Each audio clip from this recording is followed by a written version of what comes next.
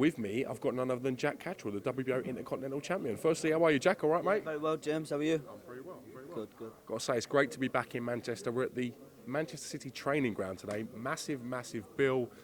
What's it like to be included in this? Yeah, brilliant. I remember, I think not last year, but the year before, there was a lot of big fights in Manchester, and to be on the undercard of them fights is massive. And then we've got, obviously, the alliance with BT Sports. You've got Terry fighting, Liam Smith, Nicola Adams. So just to be on a card with a lot of talented fighters, not only them, but all the Manchester, all the undercard, a lot of good fighters to be around. You're in against Martin Geffin, who's on the back of a really good win, probably one of his better wins in his career. He's had an up and down career at times, Martin. But what are you expecting from him come fight night? I'm expecting a tough fight. I think the mistake Hibbert made is he probably overlooked Martin. He's a very tough fighter. I know he's got his own gym, or he works in a gym, so he's very fit.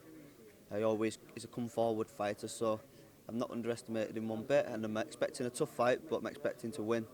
It's interesting with Geffin. I remember he had a final eliminator at Wolves Civic Hall. It must be about 3.5 years ago now. So he's had quite a mixed career. And again, to work himself back into contention shows you he's got a real heart and a real fighter. Yeah, I think the last time I watched him in fight, he fought Terry. I think that was at the MEN. Terry managed to beat him. So you only have to look. Terry's a southpaw, I'm a southpaw. So they're the kind of fights that I'll be looking at. I think Darry Matthews has beat him, but obviously you never know what Martin's going to turn up after his last win. He really went for it. It was a bit of a bloodbath, so I'm excited for this one. Manchester seems to be buzzing with talent all the way through, from world champion statuses, obviously the likes of Anthony Crolla, Terry Flanagan, who's on this top of the bill on this card. It's packed, and then you've got yourself, Zelfa Barrett, Jordan Thompson coming through, Jimmy Kelly. So it seems to be, what's the secret? Why does Manchester keep producing so much talent, Jack? Not a clue, but like you just said, then there's that many fighters. We're only in the gym sparring the other day at Ricky Hatton's gym, and there was probably 5 or 6 different Manchester gyms in there, all getting sparring, so there's a lot of good sparring going on, a lot of good fighters. I think everyone's just pushing each other to be the best we can. Who do you think is more likely out of the prospects to emulate that Ricky Hatton status? We're always looking for the next Ricky Hatton-esque type fan base here in Manchester. Who do you think will be the next young prospect to come through to emulate that? Me, definitely. Great answer. That's the best answer I've had all day. No, of course, that's the dream, to be a world champion, and then on these big undercards you've got a whole different viewing audience with the BT Sports, so a lot more people will be able to see the fights and start supporting us.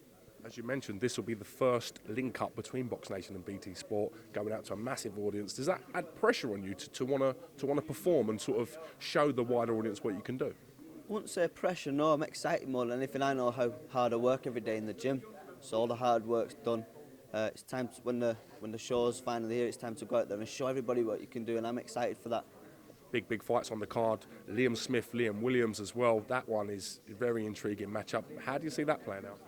Yeah, kind of sat on the fence a little bit with that. I've been watching a bit of the press conferences over the last 2 days, but what an exciting fight. Obviously, Liam boxed at world level. I know he got beat, but he got beat by a very good fighter in Alvarez. I was lucky enough to share a ring with him, so I know how good he is. Liam Williams has had a great run of fights, so it makes for a cracking fight. Cracking fight, obviously top of the bill, Terry Flanagan, Peter Petrov. That one hopefully lives up to its billing. Expecting fireworks from that? Yeah, definitely. I've not seen too much of Terry's opposition and not seen him fight, but I know Terry's always working hard in the gym, and he's looking ready, so that should be a cracking fight.